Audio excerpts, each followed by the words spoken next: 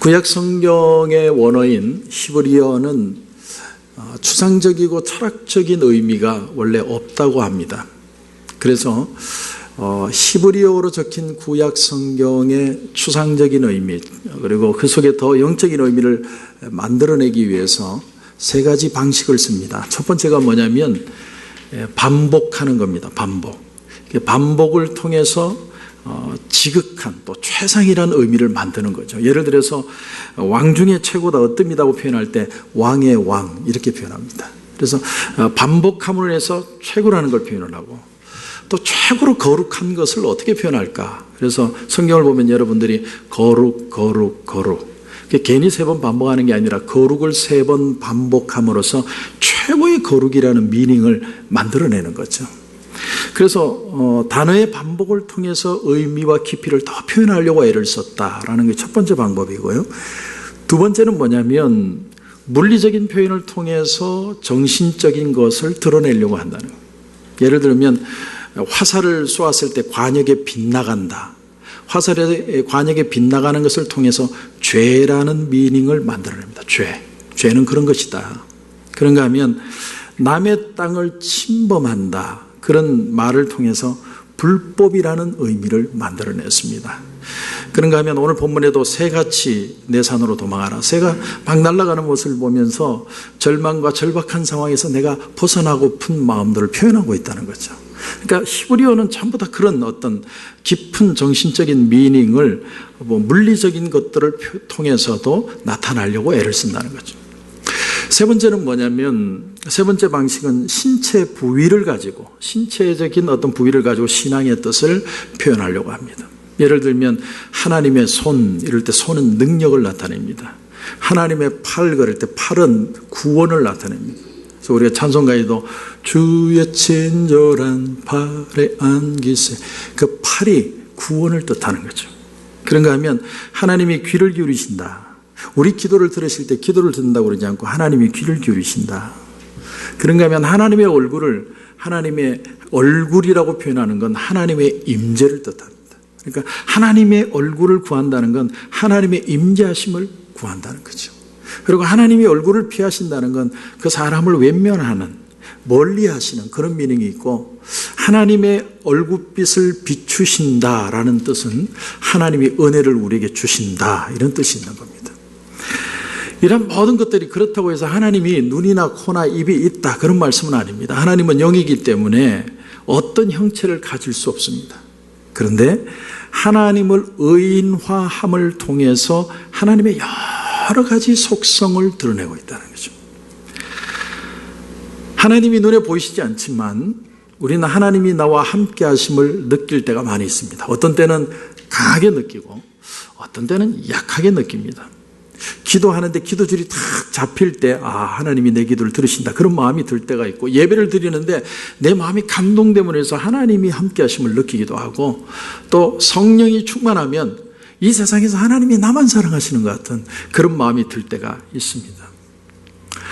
한 번은 멀리 교회를 다니는 어떤 성도님이 예배 시간이 늦어서 저희 교회에 출석을 하셨는데, 예배가 끝나고 나서 우리 새가족반에서 그런 얘기를 하는 걸 들었습니다. 이 교회는 예배가 살아있는 것 같아요. 하나님의 은혜가 느껴져요. 그러니까 우리가 눈에 보이지 않지만 하나님의 은혜라는 것이 분명히 있다는 거죠. 손에 잡히지 않고 만지지 않아지는데, 그런데 오늘 예배는 무언가 하나님의 만지심이 느껴진다. 다른 날하고 오늘은 뭔가 다른 것 같아. 그런 것을 보면 하나님이 보이시지 않고 내가 만져지지 않지만 하나님이 살아 계신다는 증거가 된다는 거예요. 특히나 우리가 어려움을 당할 때 무엇을 생각하느냐, 무슨 생각이 드느냐가 참 중요합니다. 왜냐하면 어떤 생각이 사실은 행동을 나타내고 그 행동이 결과를 가져옵니다. 그러니까 내가 어떤 생각을 하느냐가 사실은 우리의 결과, 우리의 삶의 모든 결과라고 말할 수도 있습니다. 사람이 함께 어울려 사는 건 서로 의지하며 살기 위해서 그렇습니다. 그런데 그리스도인들이 당하는 고난은 어떤 것은 참 옆에서 위로가 되고 격려가 돼서 힘이 되기도 하지만, 어떤 문제는 정말 가까이 있는 가족도 친구도 해결해 줄 수 없는 상황이 있습니다. 그럴 때 우리가 깨닫는 게 뭐냐면 우리 믿는 사람들은 이 세상에 철저하게 혼자라는 거예요. 그래서 하나님과 나와의 그 1대1의 관계에서 반드시 승리해야 합니다. 하나님이 함께 하심을 느껴야만 한다는 거예요.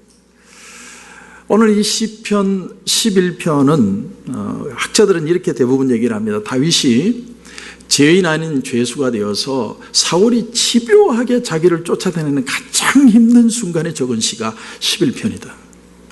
어느 정도로 사울이 그를 쫓았냐면 이잡듯이 온 나라 안을 다 뒤지는 거예요. 다윗을 숨기거나 도와주면 제사장도 다 죽여버렸습니다. 그러니까 사람들은 내가 살기 위해서라도 다윗을 밀고 할 수밖에 없습니다. 그런 상황에서 다윗이 숨을 데가 어디 있습니까? 그런데 바로 그때 다윗이 생각해낸 것, 내가 가장 절박한 상황에서 생각해낸 것이 우리에게 도전이 되고 힘이 됩니다. 왜냐하면 우리도 고난과 어려움이 있는데 다윗처럼 마인드를 가지면 우리도 신앙으로 이길 수 있다. 그래서 오늘 말씀이 굉장히 중요합니다. 자, 오늘 말씀에 다윗은 어떤 마인드를 가졌을까요? 다윗은 어떤 생각으로 가장 힘들고 어려운 시간을 이겨냈을까요? 그 답이 4절입니다. 여러분 4절을 한번 보십시오. 여호와께서는 그의 성전에 계시고 여호와의 보좌는 하늘에 있으며 그의 눈이 인생을 통촉하시고 그의 안목이 그들을 감찰하시도다. 다윗이 가장 힘든 순간에 뭘 했냐면 고개를 들은 거예요. 그리고 하늘을 봤더니 거기에 하나님의 보좌가 있고 하나님이 나를 감찰하시더라. 감찰이라는 의미는 아주 예의주시하여 본다 그런 뜻입니다. 아주 집중해서 보는 걸 말합니다. 그 하나님을 보니까 내가 하나님을 감사하고 하나님을 찬양할 수 있다. 그런데 아이러니하게도 우리가 시편을 보면서 힘들어하는 이유가 사실은 여기에 있습니다. 여러분 시편을 보면 답이 너무 간단해요. 심플합니다. 우리 인생의 문제는 굉장히 복잡하잖아요. 얼마나 많은 변수가 있고 얽히고 설켰는데 시편의 답은 너무 클리어하고 간단합니다. 그러니까 성경을 읽다가 시편에만 오면 그래 맞는 얘기지. 그래 그런데 뭐 너니까 되지. 우리가 그러면서 넘어갈 때가 너무나 많은 거예요. 왜냐하면 너무 옳은 소리만 하는데 맞는 얘기인데 내 마음에는 안 와닿습니다. 왜냐하면 나는 너무나 많은 변수 속에 고통하는 거거든요. 하나님을 믿어라, 하나님을 바라라, 하나님을 찬양해라. 너무 정답, 너무 쉬운 얘기. 막 힘든 얘기 한두 절 하다가 그 얘기를 빠져들려 하면 하나님을 나는 찬양합니다. 할렐루야. 이렇게 하니까 너니까 되지 난 안 돼. 이렇게 되는 거예요.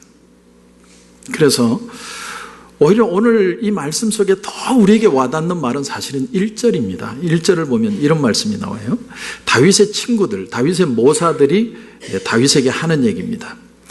내가 여호와께 피하였거늘 너희가 내 영혼에게 새같이 네 산으로 도망하라 하면 어찌함인가. 갑자기 좀 힘든 어떤 표현이 나옵니다. 네 산으로 도망하라. 저는 이 본문을 보면서 처음에 다윗이 산이 있었나? 싹에 임야가 나왔을 때 산을 하나 사둔 겁니까? 콩밥 멜라고? 이게 무슨 산을 의미할까? 그래서 세번역을 봤어요. 표준 세번역을 보니까 그게는 오히려 네 산으로 도망하라고 되어 있지 않고 네 산에서 피해라 이렇게 되어 있습니다. 더 헷갈려요. 네 산으로 가라는 말인지 네 산에서 떠나라는 말인지 이게 헷갈리는 거예요. 그래서 원문을 마소라 사본을 통해서 보면서 왜 이렇게 해석이 갈라지는지를 알게 됐습니다. 원문은요, 본문이 조금 상해 있습니다. 그래서 딱 3단어밖에 없어요. 도망하라, 너의 산, 새. 그러니까 해석이 2개가 나올 수 있는 거예요. 너의 산으로 가라고 할 수도 있고, 너의 산으로부터 피하라고도 해석할 수 있다. 그렇다면 어떻게 해석하는 것이 더 신앙적일까? 저는 고민을 하면서 오늘 본문을 보는데 시작이 이렇게 됩니다. 시작. 내가 여호와께 피하였거늘. 이스라엘 백성 유대인들은요 하나님이 계신 예루살렘 성을요 성전을 시온성이라고 표현을 했습니다. 그래서 우리가 오늘 찬송가에도 시온성과 같은 교회 그의 영광 한없다. 그 시온성만 바라보면 이스라엘 백성들은 가슴에 힘이 났어요. 하나님이 살아계신다고 생각했기 때문에. 그런데 그 시온으로부터 도망해라. 저는 이렇게 풀립니다. 당신이 지금 어려운 가운데 있는데, 집착 가운데 있는데, 고통 가운데 있는데, 사울이 당신을 죽이려고 하는데 이 시온에서 피하세요. 결국 시온산을 떠나서 지금은 오픈되어 있으면 사울에게 잡히니까, 예루살렘에 있으면 잡히니까, 눈에 보이면 잡히니까 일단 살고 보세요. 하나님을 떠나세요. 친구들이 모사가 그렇게 얘기를 하는 거예요. 우리식으로 말하면 이런 게 됩니다. 하나님이 떡을 주더냐 돈을 주더냐. 내가 어려운 일이 생기면 하나님이 나와서 답 한 번도 안 했다. 그러므로 떠나라.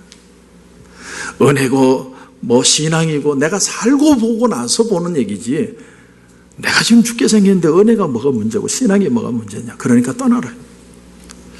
오늘 이 말씀이 어떻게 보면 다 우리의 마음에는 와닿는 것 같습니다. 또 하나 여러분 3절을 보시면 3절이 이렇게 되어 있습니다. 터가 무너지면 의인이 무엇을 하랴. 이 표현은요, 다윗도 이렇게 생각하고 친구들도 이렇게 생각하는 겁니다. 뭐냐면 터가 무너진 시대라는 거예요.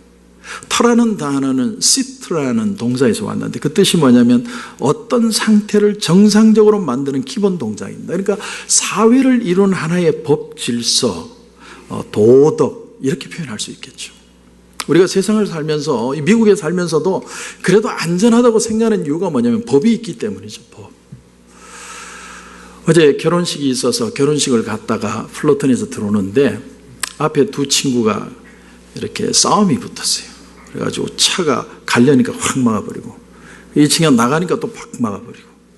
이야, 그건 무섭던데. 내 앞에서 그렇게 둘이서 난리를 치는데. 그러니까 뒷차에서 이 운전하던 애가 기어 나왔어요. 차를 몰면서 막 난리를 치네. 그래서 이쪽으로 빠져가지고 쫙 도망을 갔는데, 무서운 세상이죠. 이런 세상에 살면서 법이 없다면, 무법천지가 된다면 우리가 어떻게 세상을 살아갈 수 있습니까? 그런데 다윗이 하는 말이 뭐냐면, 친구들도 마찬가지고 이 세상이 무법천지라는 거예요. 자기가 살고 있는 세상은 법의 공정성도 없고 무질서하고, 그리고 아무것도 컨트롤되지 않는 시대에 살고 있다는 거예요. 그걸 어떻게 표현을 하냐면 2절에 보니까 이런 또 얘기를 합니다. 악인이 활을 당기고 화살을 시위에 먹인다. 그러니까 물리적인 걸 가지고 정신적인 걸 지금 표현하고 있는 거죠. 어두운 마음을 가진 사람, 아주 삐뚤어진 마음을 가진 사람들이 약하고 정직한 자들을 괴롭히는 세상이래요. 인간의 존엄성이나 인격이 다 무시되는, 마치 짐승 잡듯이 인간을 함부로 대하는 거예요. 트럼프의 유세장에서 서로 보수파와 진보파가 막 싸움을 하고, 우리가 그런 세상을 삽니다. 그런데 더 답답한 게 뭐냐면 누구도 이 무법자를 컨트롤하고 저지할 사람이 없다는 게 더 무서운 거예요. 터가 무너진 사회다. 그러므로 그런 사회에 있지 말고, 다윗 보고 하는 말이 너 이 사회를 피해라. 블레셋으로 가든 어디로 가든 일단 살고 봐라. 얼마나 쏠깃해요. 얼마나 맞는 얘기입니까? 그런데 여러분, 지식을 아는 것보다 더 중요한 건 진리를 누리는 것입니다. 제가 설교를 하면서 많이 받는 유혹 가운데 하나가 뭐냐면, 뭔가 더 새로운 것, 특이한 것, 막 신기한 것, 이런 걸 자꾸 여러분에게 들려주고 싶은 유혹이에요. 근데 정말 우리에게 필요한 게 뭔지 아세요? 그건 아주 투박해 보이지만 하나님의 말씀입니다. 마치 우리가 매일 밥을 먹어도 밥이 질리지 않는 것처럼 맨날 그 말씀이 그 말씀인 것 같아도 그 말씀이 우리를 살려주고 있다라는 사실. 요한복음 8장 32절에 보면 예수님이 이런 말씀을 하십니다. 진리를 알지니 진리가 너희를 자유케 하리라. 여러분, 진리를 모르면 자유가 없다는 거죠. 많은 지식이 아니고 진리를 소유해야 내가 참 자유할 수 있다. 교황 베네딕트 16세가 나사렛 예수라는 책을 지었습니다. 근데 그 책은 천주교 신자든 기독교 신자든 누구나 한번 읽어보면 좋을 그런 책입니다. 그 책에 보면 아주 중요한 한 문구를 얘기를 합니다. 그게 뭐냐면, 세상에 참 선한 것이 존재하느냐, 아니면 사람이 그것을 만들어내야 되느냐. 아주 중요한 질문을 던져요. 세상을 살다 보면 참 그런 질문을 하고 그런 결정을 하고 싶은 일들이 너무 많아요. 세상이 너무 악하니까. 세상에 정말 선한 게 있느냐? 아니면 내가 그것을 선하게 만들려고 애를 써야 되느냐? 세상에 참 선한 게 없다는 얘기는 하나님이 없다는 얘기고, 사람이 그것을 만들어내야 된다는 건 사람이 하나님을 대체해야 된다는 식의 사고죠. 그러니까 믿음 중심으로 살 거냐, 인본주의로 살 거냐, 하나님이 계시냐, 아니면 사람이 하나님의 역할을 대신해야 되느냐. 굉장히 심각한 질문이에요. 우리 인간은 선한 존재가 아니다. 누구나 다 그렇게 생각을 합니다. 그 말은 그러나 여기서 더 나가면 선한 존재가 아니기에 그 나타나는 것도 선할 수 없다라는 결론이 나옵니다. 우리에게 선한 뜻이 있는데도 그것을 행할 능력이 없습니다. 그래서 우리 성경에 그런 말씀이 있죠. 마음은 원이로되 육신이 약하다. 아메리칸 인디언들이 살고 있는 이 미 대륙에 백인들이 와서 인디언들에게 질병을 주고 그들에게 술을 가르치고 알코올 중독자가 되게 해서 이 땅을 뺏었습니다. 그런 걸 보면서 뭘 깨닫냐면 사람들이 있는 곳, 사람들이 찾아오는 곳에는 나쁜 일들이 생긴다는 거예요. 좋은 일보다는 나쁜 일이 더 많이 생깁니다. 그럼에도 불구하고 사람이 설명할 수 없고 사람으로 말미암지 않은 선한 일들이 우리 삶 속에 생기는 것을 경험할 때가 있는데, 그것은 왜 그러냐? 거기에 하나님의 역사가 있다라는 것이죠. 예수님이 진리를 알지니 진리가 너희를 자유케 하리라, 그 말을 했을 때 그 말을 듣고 유대인들이 바로 반박을 했습니다. 뭐라고 그러냐면, 우리가 아브라함의 자손이라 남의 종이 된 적이 없거늘 어찌하여 우리가 자유케 되리라 하느냐? 나는 인생을 살아가면서 한 번도 내 생각대로 안 살아본 적이 없다는 거예요. 내 인생 내 것이라고 생각하고 마이웨이의 길을 왔다는 거예요. 내가 언제 종된 적이 있느냐? 그때 주님이 이런 대답을 주십니다. 요한복음 8장 34절에 보면 진실로 진실로 너희에게 이르노니, 예수님은 중요한 얘기할 때마다 진실로 진실로 그럽니다. 원문에 보면 아멘 이렇게 해요. 그러니까 예수님은 중요한 얘기할 때마다 아멘 이러고 얘기합니다. 그리고 하신 얘기가 뭐냐면 죄를 범하는 자마다 죄의 종이라. 아하, 예수님이 말하는 우리가 자유가 없다는 건 죄의 코끼여서 오늘도 죄 짓고 사는 우리의 인생이 바로 자유하지 못하는 인생의 모습이라는 거예요. 내 마음에 욕심이 있고 내 마음에 생각들이 있어서 때로는 낙심하고 절망하고 시기하고 오해하고 그렇게 산다는 거예요. 이런 것들이 우리를 자유하지 못하고 우리를 억눌리게 만들게 한다는 거예요. 우리가 처음 집을 구입을 하면요, 마음이 너무 좋습니다. 그래서 실고 닦고 쓸고 닦는 게 아니에요. 실고 닦고 얼마나 열심히 하는지. 그런데 조금 시간이 지나면 어떤 마음이 드냐면, 왜 이렇게 집이 작아? 이게 조그만해서 어떻게 살아? 사람 마음에 막 욕심이 생기죠. 우리 집보다 저 집이 더 크니까 막 욕심이 생겨. 또 무언가를 한번 즐겨보십시오. 즐겨보면 정말 깊이 빠져들어갑니다. 한국에서도 어떤 화투 치시던 분이 내가 화투 안 친다고 손가락을 잘랐는데 병원에 와가지고 발가락으로 화투를 치더라. 그런 얘기도 우리가 들었지 않습니까? 여러분, 그러니까 여러분 이제는 알아야 돼요. 내가 자유롭게 살았다고 생각하지만, 나는 누구의 종이 된 적이 없다고 생각하지만, 나의 실상은 죄에 끌려다니는 삶이었어요. 죄 안 짓고 싶다고 죄 안 지은 게 아니라 그 죄를 지으면서 그 뒤에 있는 마귀에게 컨트롤 당하면서 지금까지 살아온 거예요. 여러분, 많은 사람들이 이 영적인 진리를 못 봅니다. 그래서 마음대로 내가 사는 줄 알아요. 그러나 우리의 인생을 한번 돌아보십시오. 정말로 내가 원했던 삶을 살았습니까? 아니면 여러분이 생각한 것보다 훨씬 못한 삶을 지금 살고 있다고 생각을 합니까? 우린 죄에 굉장히 무섭게 끌려갑니다. 하지 말아야 될 것도 하고 해야 할 일인데 못하고, 늘 우리의 마음속에 뭐가 있냐면 후회가 있어요. 후회. 내 인생은 왜 이럴까? 이런 자유를 잃은 사람들에게 주님이 오늘 진리를 알지니 진리가 너희를 자유케 하리라, 참 자유할 수 있는 비결을 가르쳐 주세요. 그래서 예수님의 말씀이 굉장히 중요합니다. 우리가 인생에 있어서 정말 자유할 수 있는 방법이 뭐냐? 요한복음 8장 31절에 그 답을 주십니다. 그 답이 이런 답이에요. 여러분 한번 들어보십시오. 너희가 내 말에 거하면 참 내 제자가 되고 진리를 알지니 진리가 너희를 자유케 하리라. 이 말은 반복입니다. 내 말에 거한다는 것이 진리를 아는 것이고, 그리고 내 제자가 된다는 것이 진리가 너희를 자유하는 삶을 사는 삶이다. 그러니까 진리를 안다는 말은 뭐냐? 주님의 말씀 안에 거하는 걸 말해요.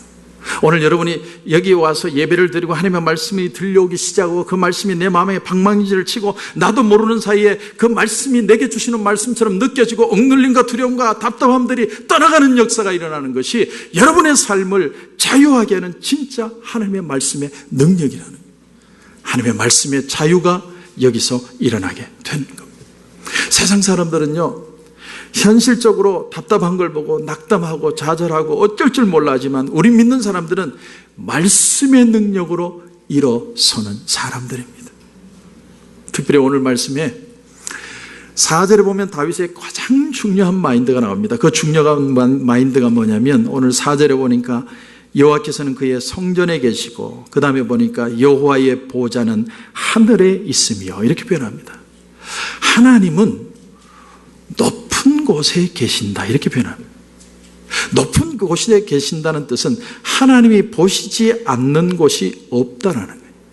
하나님이 높은 곳에 계시니까 어디든 계시고 무엇이든 다 볼 수 있다는 사실. 어제 아침에 혼자 교회 와서 아침 일찍 와서 설교 준비를 하는데 저 멀리 베트남에서 카톡이 왔습니다. 우리 교회에서 섬기는 박상조 선교사님, 그분이 벚꽃 축제, 한국 진해의 벚꽃 축제 영상을 다 보내셨어요.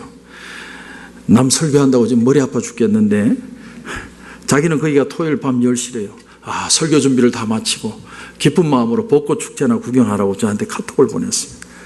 제 신학교 동기거든요.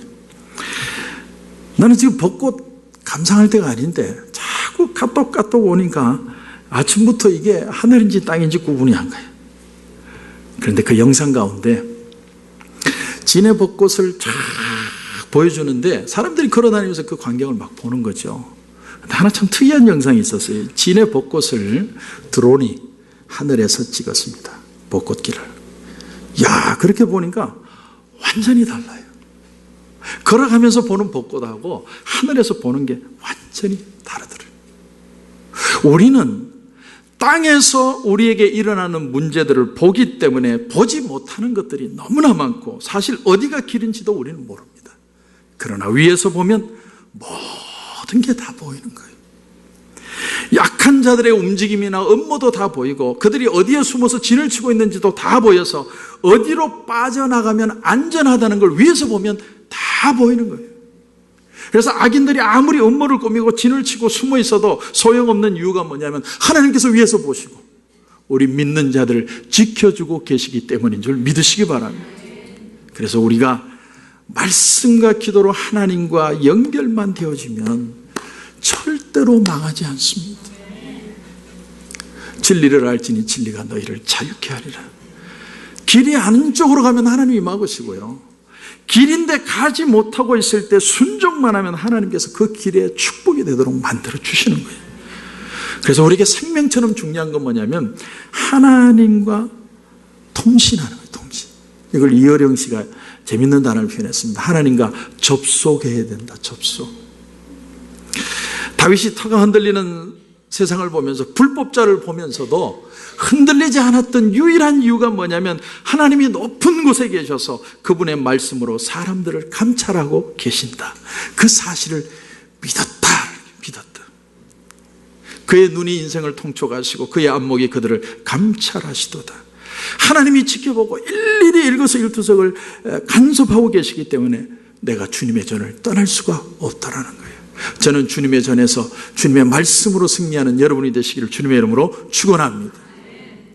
인터넷 시대가 되면서 새로운 신생어가 하나 생겼습니다. 그 단어가 뭐냐면 유비쿼터스라는 단어입니다. 유비쿼터스라는 단어가 뭐냐면 어디든지 인터넷을 통해서 연결될 수 있다는 거예요. 옛날에는 은행 일을 보려면 은행에 가서 돈 입금하고 인출을 해야 돼요. 그리고 시장도 쇼핑도 가서 직접 가서 백화점 가서 마켓에 가서 물건을 봐야 됩니다. 근데 인터넷 시대가 되고 나서는 안방에 앉아서도 걸어다니면서도 얼마든지 일 처리를 할 수 있는 시대가 되었습니다. 그걸 유비쿼터스라고 합니다. 예수님의 말씀도 바로 이와 같은 거예요. 이전에는 하나님을 예배하려면 모두가 다 예루살렘 성으로 와서 하나님 앞에 제물을 드리면서 하나님 앞에 예배를 드려야 했습니다.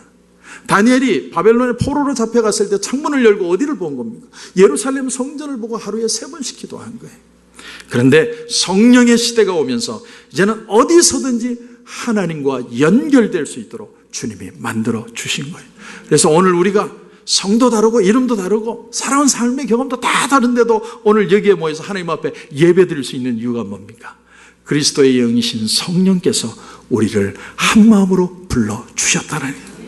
오늘 다윗이 하나님의 성전을 찾아서 하나님의 얼굴을 배웠다면 우린 이미 우리 안에 성령 하나님을 모시고 사는 것을 우리가 알아야 됩니다. 여러분으로 하여금 하나님을 예배하게 할 수 있는 분, 그분이 바로 성령입니다. 여러분, 지금은 성령 시대예요. 성령 시대. 하나님을 찾게 하는 분이 성령입니다. 여러분이 예배하고 기도할 때 마음의 감동과 기쁨을 느끼고 있다면 그건 성령이 여러분에게 역사하시는 겁니다. 여러분이 설교를 듣는데 그 말씀이 진리라고 확신이 되어지고 아멘이 되어진다면 성령이 여러분에게 역사하시는 겁니다. 여러분이 회개할 때 내가 용서받았고 하나님이 나를 너무나 사랑하신다는 것이 깨달아지고 받아들일 때 그것은 바로 성령의 역사가 일어나는 겁니다. 성령이 이 모든 일을 하시는 거예요. 우리를 예배자로 하나님의 전으로 저와 여러분을 불러주셨습니다. 저는 여러분들이 오늘 이 예배를 통하여 성령을 경험하시기를 주님의 이름으로 축원합니다. 여러분, 신앙이라는 건 회피의 도구가 아닙니다. 회피할 목적으로 이 세상에 살기가 싫어서 보기 싫어서 산속으로 숨는 게 신앙이 아닙니다. 세상을 피해서 산에 숨는 것처럼 우리는 하나님께서 숨을 수 없습니다. 왜냐하면 하나님은 높은 곳에 계시기 때문에. 우리가 잘 아는 요나가 저 배 밑창으로 내려가서 그 풍랑 속에서 어떻게 잠이 왔는지 모르겠는데 쿨쿨 잠이 들었는데 선장이 걸어 내려와서 욥기 1장에 보면, 요나서 1장 보면 얘기합니다. 자는 자여 어찌함이냐, 일어나서 너의 하나님께 구하라. 너의 하나님께 구하라는 그것은 뭘 예표하냐면 성령을 예표합니다. 잠들지 말고 졸지 말고 깨어서 하나님 앞에 기도하라. 성령이 오늘도 우리의 마음을 두드리고 계십니다. 하나님이 계심을 믿는다는 것은 이처럼 회피의 잠에서 깨고 거짓 평강에서 깨어나서 하나님께 기도하고 외면하던 현실을 직시하고 받아들이라는 거예요. 그러면 문제가 보이기 시작합니다. 해결이 보이기 시작합니다. 여러분, 요나가 나중에 뭐라고 고백을 해요? 나중에 이런 얘기를 합니다. 나를 들어서 바다에 던지십시오. 그러면 바다가 잔잔해질 겁니다. 여러분이 이런 큰 풍랑을 만난 것이 바로 나 때문인 줄 내가 아나이다. 그래서 확 던졌더니 그때 뭐가 기다렸습니까? 우버 택시가 기다렸어요. 큰 물고기인 우버 택시가 딱 받아가지고 니느웨 시리에다 딱 내려졌어요. 사랑하는 성도 여러분, 하나님의 인도하심이 있고 감찰하심이 있고 예비하심이 있는 것을 믿으시기 바랍니다. 그런데 내가 그것을 보려면 요나처럼 나를 던져야 합니다. 하나님 앞에 맡겨야 됩니다. 내가 최선을 다해서 살지만 아버지의 뜻대로 되기를 원하나이다. 그 고백이 없으면 하나님의 역사를 절대로 볼 수 없습니다. 그래서 요나를 바다에 던졌더니 어떤 일이 일어납니까? 바다에 그 풍랑이던 바다가 잔잔해집니다. 여러분, 그전에는 길을 쓰고 애를 쓰고 이 문제 해결해 보려고 내가 수많은 방법을 다 쓸 때도 문제는 해결 안 되고 더 얽히고 설켰는데 나를 하나님 앞에 맡겼더니 깨끗하게 상황 끝. 이게 하나님이 주신 진짜 평강입니다. 저는 이런 평안을 맛보시기를 주님의 이름으로 축원합니다. 오늘 마지막 절입니다. 마지막 절 7절을 보니까 여호와는 의로우사 의로운 일을 좋아하시나니 정직한 자는 그의 얼굴을 배우리로다. 하나님의 얼굴을 뵙는다. 이것도 의인법적인 표현이죠. 하나님의 얼굴을 뵙는다는 건 모든 시험과 상황들이 종료되고 나의 모든 사회적인 지위가 회복된다는 뜻이 있습니다. 이제는 더 이상 쫓기지 않고 당당한 자격을 얻어서 하나님 앞에 예배할 수 있는 인생이 되었다라는 겁니다. 그러면 그 악인은 어디 갔어요? 악인은 하나님이 하늘 위에서 보시고 정리해 버리셨습니다. 다시는 나쁜 짓을 못하도록 하나님이 정리를 하셨습니다. 그런데 여러분 잘 들으십시오. 이 정리를 여러분이 하시면 안 됩니다. 만약 우리가 우리의 힘으로 어떤 일을 정리하면 하나님의 의가 나타나지 않습니다. 끝까지 하나님 앞에 맡겨야 하나님께 영광이 되고 땅에서는 기뻐하심을 입은 자들 중에 평화의 역사가 일어나는 겁니다. 그러므로 우리가 인내를 배우면서 신앙이 자라는 거예요. 인내를 배우면서 그릇이 커지는 겁니다. 살다 보면요, 어느 곳을 봐도 해결이 안 되는 상황들이 막닥뜨릴 때가 있습니다. 그럴 때는 여러분 오늘 말씀을 통해 도전합니다. 굳이 살려고 몸부림치지 마시고 하나님의 말씀 앞에 가까이 오십시오. 그 말씀을 통하여 하나님을 더 깊이 알아가야 합니다. 왜냐하면 진리를 알지니 진리가 너희를 자유케 하리라. 하나님의 말씀이 있는 것에 진짜 자유와 회복이 있기 때문에 말씀이 들려오면 나는 살아날 수 있다. 여러분 그저 교회밖에 모르고 살았다라는 여러분 얘기들 많이 들으시죠? 교회밖에 나는 모르고 바보처럼 살았다. 저는 제 인생을 돌아보면 참 방황할 때도 교회는 떠나지 않았습니다. 아무리 사고쳐도 교회는 떠나지 않았습니다. 그렇게 하나님 앞에 있었더니 하나님이 미국도 오게 하시고 개척도 하게 하시고 교회도 주시고 이제는 어느 곳이든 전 세계에 갈 수 있도록 하나님이 기회를 주셨습니다. 여러분 우리 위에 하나님의 나라가 있어요. 하나님의 나라는 우리가 사는 세계보다 더 큰 세계예요. 근데 그 하나님의 나라는 어떻게 볼 수 있느냐? 나를 던져야만 합니다. 하나님의 뜻대로 되기를 소원합니다. 그 고백을 통하여 하나님의 그 깊고 넓고 크신 은혜를 다시 한번 회복하시기를 주님의 이름으로 축원합니다.